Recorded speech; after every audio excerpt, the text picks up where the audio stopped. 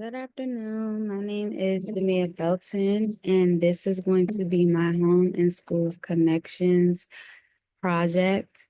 I'm going to share my screen so that I can get into um, the questions. All right, so first up, we have how culture affects education. So, of course, culture impacts both teaching and learning.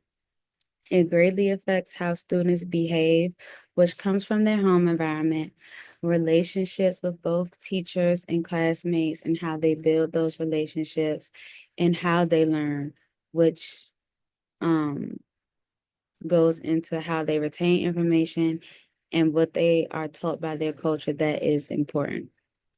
Technology also plays a big role within education today, and cultures impact technology because some kids have access to it, some kids don't, and this is something that can affect their learning.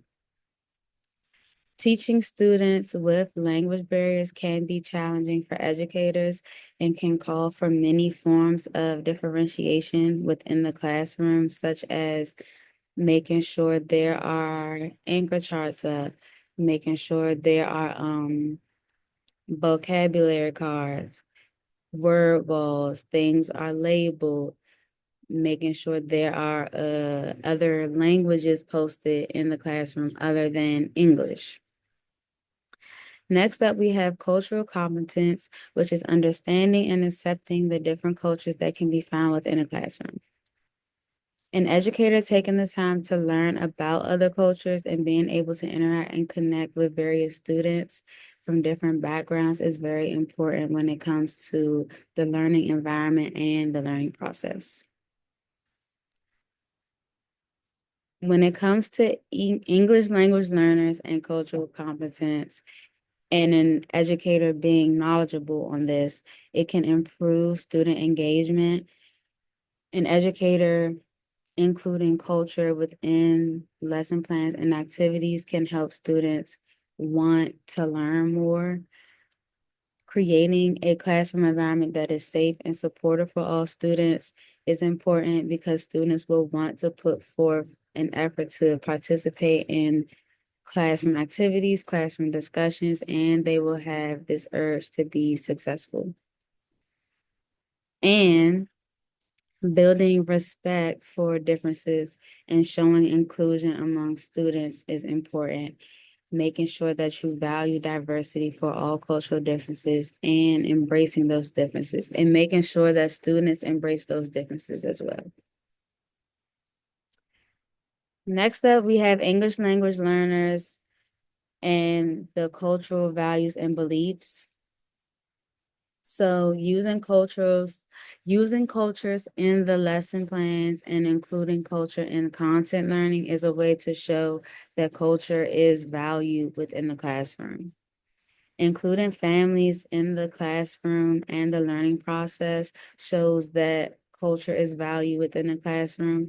And an educator can do this by providing a newsletter to inform parents of different topics that students will be focusing on for like the quarter and discussing what is occurring within the school, such as different school events that parents can come to participate.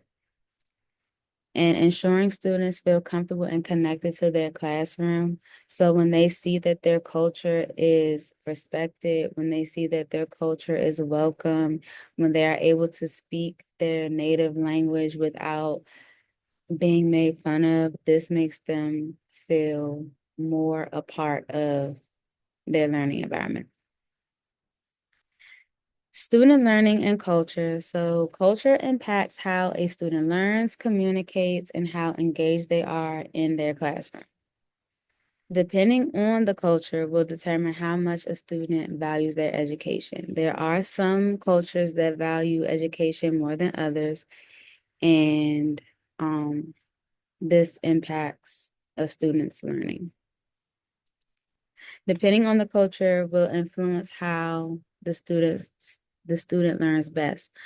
So some cultures may feel that working independently and doing things on your own is the way to go, while other cultures may feel that working with groups of people and collaboration is more important. Culture affects how students communicate with peers and teachers. So some cultures find value in students and teachers having discussions, students asking the teacher why something is, um, and questioning the teacher. This is okay in some cultures, but other cultures may find a student or a younger person asking the teacher or an older person certain questions rude or disrespectful. Creating a safe space for English language learners. An educator can do this by showing students compassion and that they are cared for, pairing the English language learner up with a buddy so that they get used to the classroom environment, get used to following certain rules and procedures within the classroom. Labeling classroom decor and materials in English and the native language. So, like, I know within my classroom, I have things labeled both in English and Spanish because I have Spanish speaking students.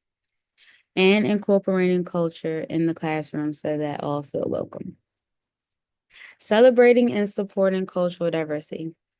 Acknowledging holidays and celebrations from different cultures is important, making sure all people in the classroom respect cultures that are present in the learning environment, and providing different books and other materials that represent various cultures.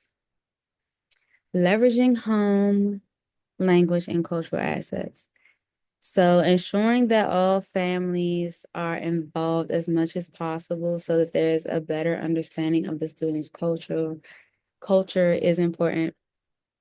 Having bilingual materials accessible so that all students feel included in the learning process. So I know I have some books that are in Spanish so that some students can read those if it's easier for them as opposed to English books. And allowing students to share their traditions with the class. Students love to talk, and this is a way for all students in the classroom to bond. Strategies to use for English language learning students. So tailoring instructions to how EL students learn best, whether that is visual or hands-on, creating a welcoming environment where EL students can thrive academically. If an EL student is special needs, making sure that they have the proper IEP in place, including SEL lessons and activities to assist with social emotional needs, and working with the school counselor so student emotional needs are met since they are the professionals in that area. Understanding the emotional, social, and cultural needs of EL students. So having a safe space for students to share and talk about their feelings, allowing students to collaborate and creating a safe space where all students can work together in a positive environment, and showing students how to respect differences based on different cultural backgrounds. Next up, we have family and community practices. So these practices that I will go over are things that can help build the language skills and language proficiency among EL students. So vocabulary and special phrases and expressions that are influenced by our culture can help build language skills. EL students interacting with their family members in their native language as well as in English can help build their language skills, and practicing different structures within a language and knowing the different language patterns and practicing these things with a family member or multiple family members can help enhance language skills. Building strong family and community partnerships. So hosting school activities that families can participate in to feel part of the school community. Finding language-based groups or organizations in the community that can assist with building language skills. And then making sure there's constant communication with parents about how their students are doing in school and providing feedback on how to practice language proficiency at home. And down below, I have some references. So this was my home and school connections project. I hope you enjoy and thank you for tuning in.